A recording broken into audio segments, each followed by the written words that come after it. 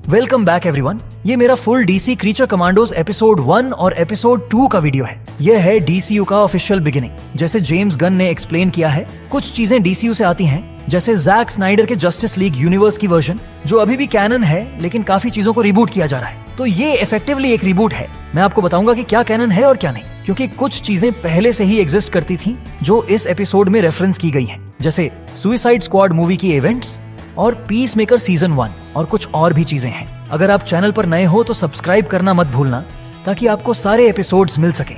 Episode का title है the colony वॉबल्स, जो एक स्टमक पेन या क्वीजीनेस का रेफरेंस है। यह एंजाइटी और नर्वसनेस से रिलेटेड है और यह क्रीचर कमांडोज की टीम के फर्स्ट मिशन के लिए है। कुछ लोग नर्वस होते हैं और कुछ लोग नहीं। एसेंशियली ये सीरीज सुसाइड स्क्वाड की तरह है, बस ये मॉन्स्टर्स और क्रीचर्स के साथ है, इसलिए इसे टास्क फोर्स एम कहा गया है, टास्क फोर्स एक्स नहीं। ये टीम कॉमिक बुक वर्जन पर बेस्ड है। रेफरेंसेस टू पीसमेकर और सुसाइड स्क्वाड।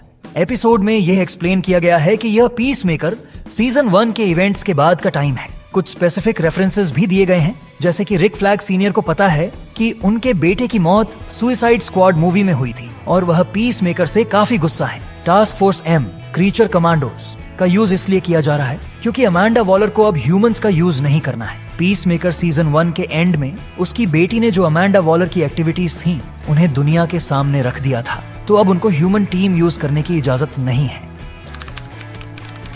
एक और मेजर चीज ये है कि जैसे मार्वल ने डिज्नी प्लस सीरीज के एक्टर्स को एमसीयू मूवीज में लाइव एक्शन रोल्स के लिए कास्ट किया, वैसे ही जेम्स गन ने डिसाइड किया है कि जो एक्टर्स क्रीचर कमांडोज के एनिमेटेड कैरेक्टर्स के लिए कास्ट किए गए हैं, वह फ्यूचर मूवीज और टीवी शोज में लाइव एक्शन वर्जन्स में भी वही रोल्स निभाएंगे। मुझे लगता है कि क्रीचर कमांडोज के सभी मेंबर्स सीजन में सरवाइव नहीं करेंगे, लेकिन कुछ कैरेक्टर्स लाइव एक्शन में वापस आएंगे। जैसे वायोला डेविस, जो अमांडा वॉलर का कैरेक्टर एनिमेटेड वर्जन में कर रही हैं, वह लाइव एक्शन में भी अपना कैरेक्टर करेंगे। जॉन इकोनोमोस भी पीसमेकर और सुसाइड स्क्वाड मूवी से वैसे का वैसा है। रिक फ्लैग सीनियर को फ्रैंक ग्रिलो प्ले कर रहे हैं, जो रिक फ्लैग जूनियर के पिता हैं। वह अपने बेटे की मौत के बाद पीसमेकर से काफी गुस्सा है और इस चीज को पीसमेकर सीजन 2 में एड्रेस किया जाएगा। Creature Commandos as the first TV show in DCU. James Gunn ने डीसीयू की पहली टीवी शो माना है जो 100% कैनन है। जो कुछ भी इस सीरीज में रेफरेंस किया जाएगा वह सब डीसीयू का पार्ट होगा, इसलिए आप डेविड कॉरेंसवर्थ को सुपरमैन के नए सूट में देख रहे हैं। एपिसोड में पूरा टीम का लाइनअप एक्सप्लेन किया गया है। ब्राइड ऑफ फ्रैंकेनस्टाइन का back story original bride of Frankenstein और लिटरेचर से मिलता जुलता है। ये कैरेक्टर इंदिरा वर्मा ने प्ले किया है, जो आपको गेम ऑफ थ्रोन्स या बहुत सारी दूसरी सीरीज से याद होगा। फ्रैंकेनस्टाइन्स मॉन्स्टर का कैरेक्टर भी आपको फेमिलियर लग सकता है। ये रोल डेविड हार्बर ने प्ले किया है, जो डीसीयू में लाइव एक्शन में भी वापस आ सकते हैं। आपने उन्हें थंडरबोल्ट्स ट्रेलर में रेड गार्डियन के रूप में देखा होगा, तो वो मार्वल और डीसी दोनों में काम कर रहे हैं, जो अभी काफी रेयर है। आजकल दोनों मार्वल और डीसी अपने कॉमिक बुक यूनिवर्सेस को रीबूट कर रहे हैं, इसीलिए ये क्रॉसओवर देखने को मिल रहा है। जैसे हेनरी कैविल को डेडपूल 3 में वुल्वरीन के वर्जन में देखा गया। जेम्स गन के भाई शॉन गन, जो गार्डियंस ऑफ द गैलेक्सी में क्रेग लिन के रूप में दिखाई दिए थे, वो यहाँ जीआई रोबोट का रोल प्ले कर रहे हैं। जीआई रोबोट एक सेंटिएंट रोबोट है जो यूएस मिलिट्री ने वर्ल्ड वॉर 2 के समय बनाया था। इसका पर्पस था नाजीज को मारना। आज के समय में ये रोबोट अभी भी नाजीज के बारे में बहुत बात करता है। शॉन गन ने सुसाइड स्क्वाड मूवी में जो वीजल कैरेक्टर प्ले किया था, वो भी वैसा ही कैरेक्टर प्ले कर रहे हैं और एपिसोड में जीआई रोबोट वीजल का मजाक भी उड़ाता है। क्लेफेस डॉक्टर फॉस्फोरस। एलन टूडिक, जो पहले ही डीसी के कई कैरेक्टर्स के वॉइस रोल्स कर चुके हैं, यहाँ क्लेफेस और डॉक्टर फॉस्फोरस का वॉइस दे रहे हैं। ज्यादातर वो डॉक्टर फॉस्फोरस को वॉइस कर रहे हैं, जो क्रीचर कमांडोज का एक पार्ट है। डॉक्टर फॉस्फोरस एक फॉर्मर साइंटिस्ट था जो बैटमैन के लोर का हिस्सा है। वो एक न्यूक्लियर पावर प्लांट बना रहा था रूपर्ट थॉर्न के लिए, जो बैटमैन कॉमिक्स का बिग विलन है। पर फिर उसने थॉर्न को धोखा दिया और एक डिवाइस में लॉक कर दिया, जिससे वो एक एटॉमिक म्यूटेंट या मेटा ह्यूमन बन गया। इस कैरेक्टर की कुछ एबिलिटीज एपिसोड में दिखाई गई हैं, जैसे radiation based powers, energy projection और सुपर ह्यूमन एंड्योरेंस। लेकिन अगर वो अपने पावर्स का ज्यादा यूज करता है तो उसका बॉडी मर सकता है और ये प्रोसेस उसे थोड़ा क्रेजी भी बना देता है। एलन टूडिक ने भी सुपरमैन मूवी के लिए लाइव एक्शन में रोल किया है, पर उन्होंने अभी तक नहीं बताया कि वो कौन सा कैरेक्टर प्ले कर रहे हैं। जोई चौनिना मजोर्स्की का रोल प्ले कर रही हैं, जो हेलबॉय कॉमिक्स के एब सेपियन की तरह है, बस उनका ओरिजिन स्टोरी थोड़ा अलग है। डीसी यूनिवर्स में वो एक फॉर्मर साइंटिस्ट थी जिसने क्रीचर कमांडोज की फर्स्ट जनरेशन को बनाया था, लेकिन वो इंसेन हो गई थी और मर गई थी। फिर उन्होंने सेकंड जनरेशन को बनाने का प्रोसेस खुद पर अप्लाई करके एक मॉन्स्टर में कन्वर्ट हो गई थी। लेकिन सीरीज में उनका ओरिजिन थोड़ा अलग दिखाया गया है। आपको उन्हें एक छोटी लड़की के रूप में एक्वाटिक फॉर्म में दिखाया गया है। मुझे लगता है कि डीसीयू में उन्हें एक साइंटिस्ट ने किसी और प्रोजेक्ट के अंडर बनाया था और उनका ओरिजिन थोड़ा अलग होगा।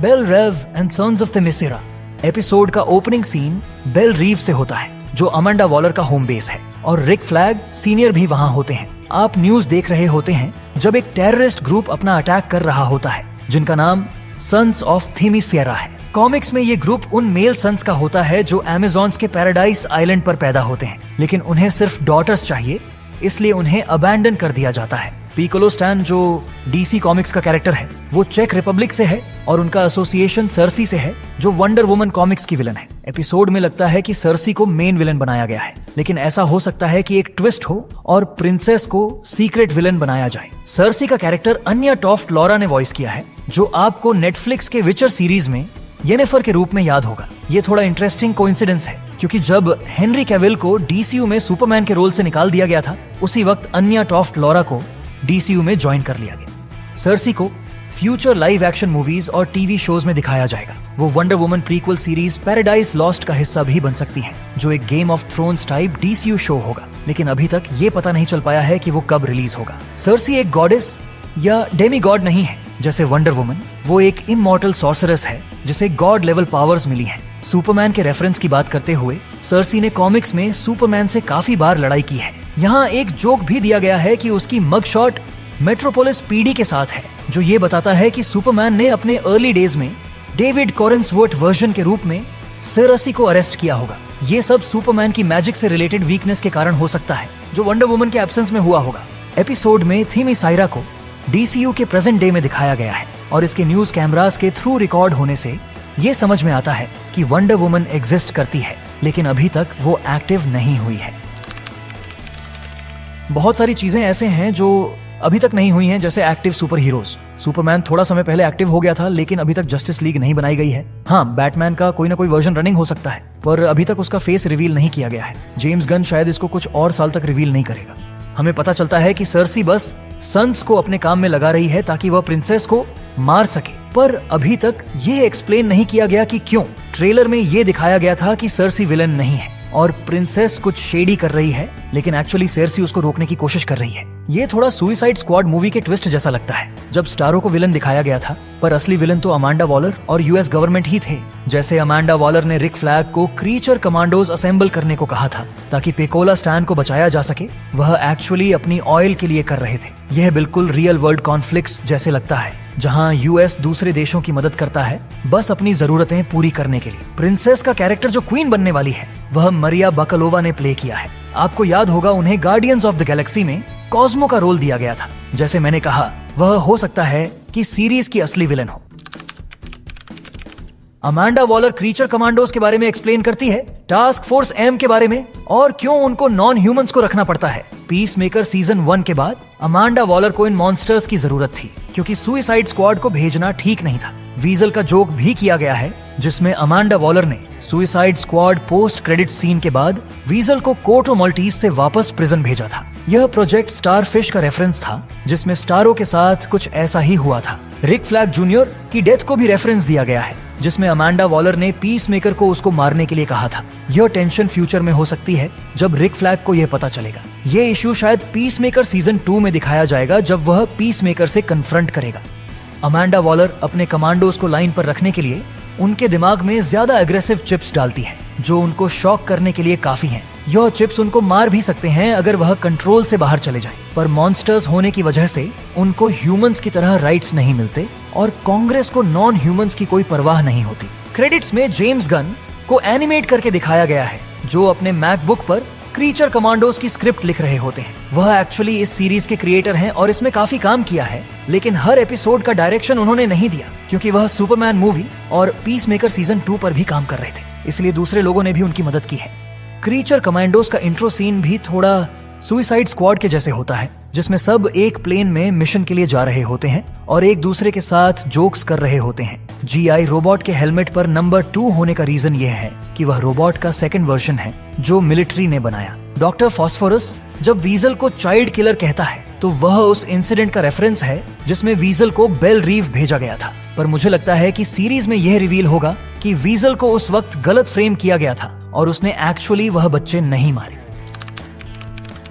जब ब्राइड अपने बारे में बताती है कि वह पिकल स्टैंड पर पहले जा चुकी है, तो वह डॉक्टर फ्रैंकेनस्टाइन के क्रिएशंस में से है जो उस कंट्री में रहता था। यह कंट्री उसका ओरिजिन है। यह बात फ्यूचर में टेंशन क्रिएट कर सकती है जब रिक फ्लैग को यह पता चलेगा, लेकिन शायद ये पीसमेकर सीजन 2 में रिवील हो। वीजल के बारे में यह लगता है कि वह एक्चुअली वायलेंट नहीं था और उसने वो बच्चे नहीं मारे, वो बस गलत फ्रेम किया गया था।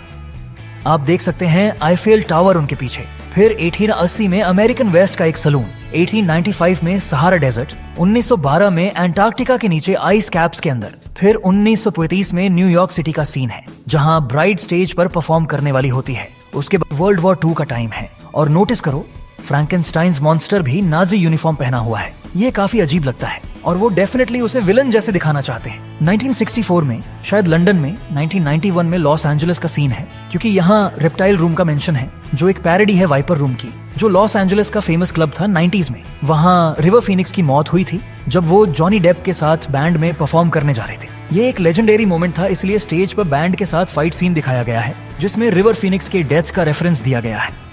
नोटिस करो फ्रैंकेनस्टाइन्स मॉन्स्टर ने अपनी शर्ट पर बनी भी पहना हुआ है। यह जेम्स गन के अल्ट्रा बनी का रेफरेंस है जो उसके कई प्रोडक्शंस में दिखाई देता है। फिर एक बहुत क्विक मोन्टाज है जिसमें और भी सीन्स दिखाए जाते हैं, जैसे वॉल स्ट्रीट पर शायद ब्राइड ने थोड़ा टाइम स्टॉक ट्रेडिंग किया होगा। एक विक्टोरियन लुकिंग मैंशन दिखाई जाती है। फिर वुडस्टॉक का रेफरेंस है और पीछे शैगी से मिलता जुलता कोई कैरेक्टर भी दिखाई देता है। ये मतलब हो सकता है कि स्कूबी डू अब DCU का पार्ट है। फिर ब्राइड का एक सैमुराई बनने का सीन दिखाया जाता है जो एंशिएंट जापान में हो सकता है। उसके बाद अर्ली 2000s का रेफरेंस है द माइटी क्रैब और हो सकता है ये माइटी बॉस स्टोन्स का जोक हो। फिर मुझे जो सबसे ज्यादा अच्छा लगा वो ये था कि एपिसोड के एंड में नीना ब्राइड को एफ बॉम्ब बोलती है और ब्राइड मुस्कुराती है, जैसे कि वो दोनों धीरे धीरे बॉन्ड कर रहे हैं। उसके बाद एपिसोड 3 और उसके बाद के एपिसोड्स के लिए ट्रेलर फुटेज दिखाई जाती है, जैसे David Corenswet Superman, Peacemaker, Mister Terrific और काफी कुछ और दिखाई देता है। मैं इसके बारे में भी अगले कुछ दिनों में एक वीडियो बनाऊंगा। मेरी फुल एपिसोड 3 की वीडियो अगले हफ्ते पोस्ट होगी जब वो रिलीज होगा, इसलिए अपने चैनल के अलर्ट्स एनेबल करना मत भूलना ताकि आप उसे मिस ना करें। अगर आपके कोई क्वेश्चंस हैं कैरेक्टर्स के बारे में या कैनन के बारे में, जैसे सुपरमैन के बारे में, तो वो भी कमेंट्स में लिख सकते हैं। और जेम्स गन के DCU के बर्थ की बात करें तो एरोवर्स लिटरली अब खत्म हो गया है। सुपरमैन लोइस टीवी सीरीज के साथ ही एरोवर्स का एंड हो गया है। मैंने इसके लिए एक बड़ा वीडियो बना रहा हूँ, RIP टू एरोवर्स। तो आपको ये वीडियो कैसा लगा? अपना सजेशन, अपकमिंग वीडियो टॉपिक्स भी हमें कमेंट्स में बता सकते हैं। मैं मिलता हूँ आपसे अगले वीडियो में। अपना और अपनों का ख्याल रखें। Thanks for watching.